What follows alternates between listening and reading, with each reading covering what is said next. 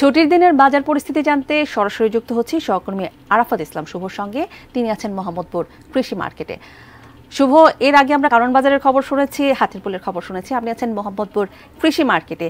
সেখানে আজ ছুটির দিনের বাজার পরিস্থিতি কেমন দেখছেন, একটু জানাবেন আমাদের।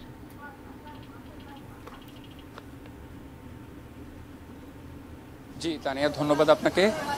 আমরা প্রতিটি বাজার ঘুরে যেটি দেখতে পাচ্ছি, দাম ঊর্ধ্বমুখী এবং দামের ক্ষেত্রেও কিন্তু তারতম্য রয়েছে বাজার ভেদে।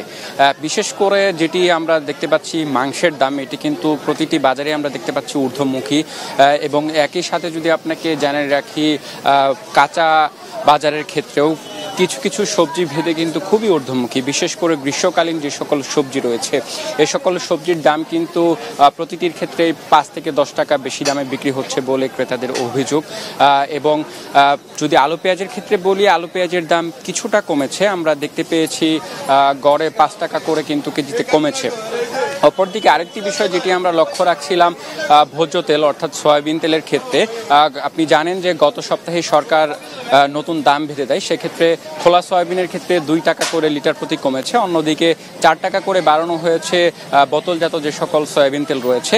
তবে আমরা বাজার ঘুরে দেখতে পেয়েছি নতুন যে দাম সরকার বেঁধে দিয়েছে, আর নতুন দামের কোনো সয়াবিন তেল কিন্তু এখনো বাজারে সরবরাহ করা হয়নি।